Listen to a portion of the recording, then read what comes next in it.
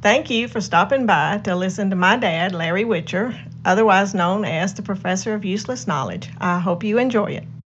See if we can get the professor in here. Come on in, Larry. And Joel let it go from summer to winter, didn't he? Sure did, man. I tell you what, I rode to work this morning with my windows up, and I did cut a little bit of heat on in my truck to put some heat on my feet. I heard something popping this morning, and I didn't know what it was, and I went by the car mirror, and I looked in it. It's my teeth. My skin was jumping up and down. Yeah. Now, cool. Man asked the other day, had we quit honoring the World War II veterans? We have not. We just ran out of veterans until now. We got some more. Okay. Y'all remember to call me now at 770-267-2845. Leave a message if I don't answer. Don't call the radio station. Yeah. But we got a very special World War II veteran this morning. Okay. Good friend of mine, Eason Bond, Jr. Okay. Now, it's hard to put Junior on the end of a name when he's 89 years old. But that's who he is. He lives on Jones Woods Road, one of the prettiest places in the county. That's right. He's 89, stayed in the military for 3 years. He was in the Army over at Europe. He got pinned down one time over Julio when he was in there for 5 days with no food and no water. Mm-hmm. But he did survive, I know, because I seen him Saturday. Mr. Eason Bond.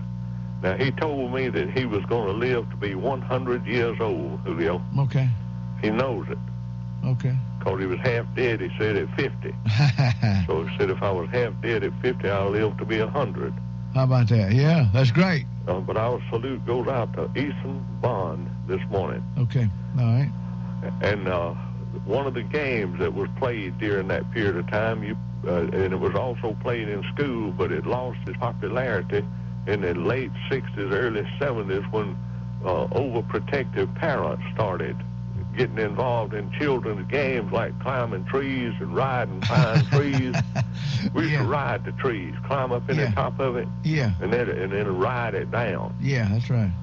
And they also stopped us from playing with our pocket knives. So when they stopped us from playing with our pocket knives, wouldn't let us carry them, that did away with Mumblety.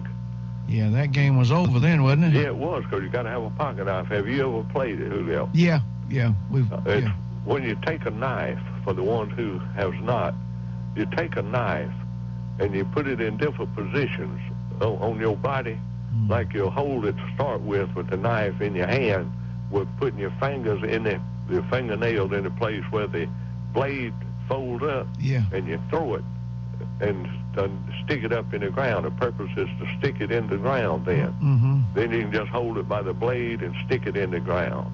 Yeah. You hold your left ear with your right hand over your other hand, and the knife's in it. You got to throw it in that awkward position, stick it in the ground. Yeah, I had forgot about that. I remember the name of the game, but I had forgot about that.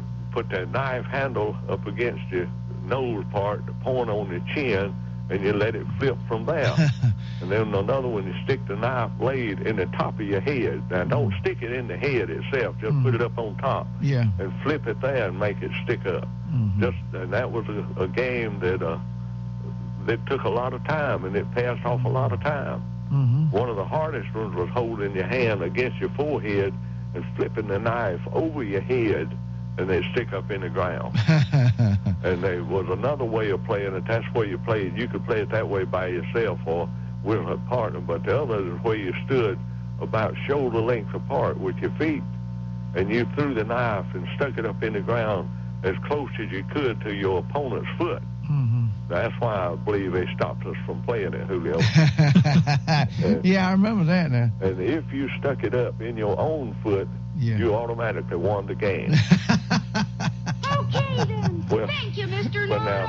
now, everybody that sees Mr. Eason Bonds today, salute him.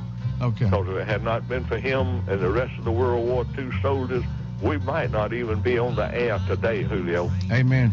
Yeah, you're right. So our honor goes out to all of the veterans today, not just World War II, but all of them. But we're just honoring now the World War II vets. Okay. So, Mr. Eason Bond, this is your day. Okay. Thank you, Larry. Appreciate Yes, sir. you. See you tomorrow. Okay, there he goes. That's a professor of useless knowledge right there, Larry Witcher.